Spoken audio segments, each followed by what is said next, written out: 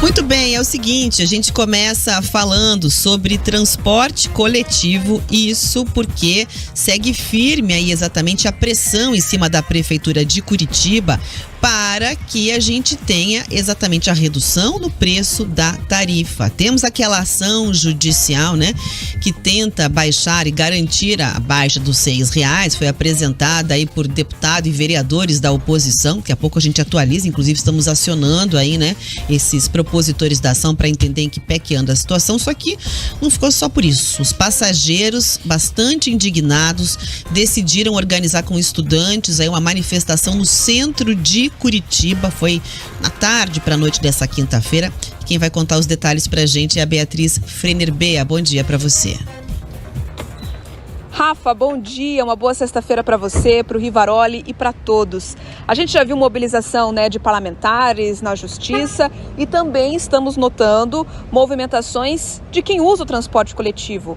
Na noite de quinta-feira, então, na última noite, representantes, participantes de movimentos estudantis e também de movimentos sociais fizeram uma manifestação contra esse aumento da passagem do ônibus de Curitiba, que passou de R$ 5,50 para R$ 6. A reclamação dessas pessoas é que nesse momento, ainda com a economia fragilizada, a alta da passagem vai afetar ainda mais as condições financeiras dos estudantes e também daqueles trabalhadores que não recebem o Vale Transporte.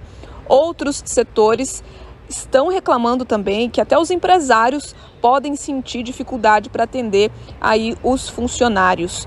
Vale lembrar então, como a gente já disse, que logo depois desse anúncio da alta, nós tivemos representantes da Assembleia Legislativa, deputado estadual e também vereadores da Câmara de Curitiba entrando com uma ação na Justiça, ação que foi negada e logo na sequência eles informaram que vão pedir recurso. O que eles questionam é justamente o fato de não ter sido dada uma ampla publicidade com um período aí de antecedência necessário sobre esse aumento. Eu também tenho percebido algumas pessoas com quem eu converso na rua reclamando sobre o aumento da passagem para os créditos que foram comprados anteriormente ao reajuste. A URBS disse que o valor de R$ 6 só seria cobrado em créditos que fossem adquiridos após. Aí para quem está acompanhando no YouTube, em Jovem Pan Grupo RIC na Live, as imagens, inclusive aí, né, de um dos movimentos que acabaram apoiando essa organização. Vou pedir pra gente tirar só a tarja com a frase ali, porque eles colocaram, além de uma placa escrito R$6 é roubo, pula catraca. Uma outra imagem que a gente está exibindo, uma placa, né, escrito pula catraca. A gente está exibindo uma outra imagem também para quem está na live, que mostra ali que teve um certo volume a participação, não foi aquele protesto misto que juntou vazio, 5 da organização ali na chuva, né, na Santos Andrade. Então tem um pessoal que realmente foi crescendo e foram caminhando aí pelas ruas, estavam na Visconde de Guarapuava. É uma imagem feita aqui exatamente pela Amanda, né, das nossas redes sociais. E aí, segundo ela, estavam gritando enquanto caminhavam, pula catraca.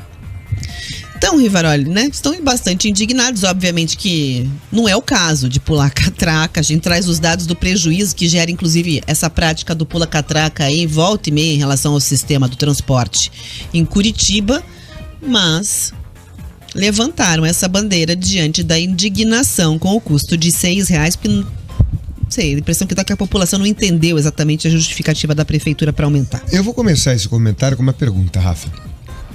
Você acredita que as regras em Curitiba para aumento da passagem de ônibus e instalação de radares são claras? Fica a dica. Eu não consigo ver com tanta clareza, com tanta transparência assim. São quesitos, são itens que são respondidos, por exemplo, na planilha da URBS, que pra gente é praticamente incompreensível. As coisas têm que ser mais objetivas. Porque eu volto a frisar aqui, Riva, você é louco? Não. Gente, o preço do diesel baixou ou não baixou nos últimos tempos? O subsídio do diesel e do gás natural de cozinha, ou do gás de cozinha, perdão, o gás liquefeito de petróleo, o GLP, continua ou não continua até o final do ano? O que voltou foi o da gasolina. Mas o do diesel baixou, se a gente for fazer a comparação com o que estava no ano passado. No auge da pandemia, por exemplo, em que tivemos até manifestações de caminhoneiros. Tá mais baixo. Então, nesse último ano, o valor do diesel reduziu. Ok? A gente não tem refinado mais. A gente tem fechado refinarias e tem comprado combustível importado. Antes a gente comprava, às vezes, fazia a troca do óleo cru, jogava o nosso óleo petróleo para lá, que não é bom de refino, pegava o de lá, refinava aqui e fazia o combustível daqui. Hoje, 80% praticamente é de fora. Tem um custo mais elevado. Mas o meu grande questionamento é, ainda assim nós tivemos uma queda no valor do diesel, que dizem ser o que mais incentiva essa planilha. E ainda assim nós estamos com um aumento de 50 centavos por passageiro. Daqui a pouco nós vamos falar de radares. Diz a prefeitura que coloca tudo no site onde os radares estão e a justificativa. A gente já tentou achar que é inúmeras vezes. A gente precisa que o jogo do poder público com a sociedade, ele precisa ser mais límpido e claro. Transparente, com regras bem definidas, bem determinadas. Item a item. Aí as pessoas vão compreender um pouquinho mais. Põe lá. Ó, nós temos 10 itens aqui para responder no aumento da passagem. Se os 10 são sim, tem que aumentar. Se 30% daqueles 10 for não, não tem que aumentar. A gente precisa começar. Coisas complexas você não responde com simplicidade. Mas para a compreensão das pessoas a gente precisa ter um filtro. Para que seja mais fácil. Para que a gente compreenda. Mas o pessoal está fazendo o que tem que ser feito. Discorda? Manifeste-se. E manifestação neste país ainda é livre.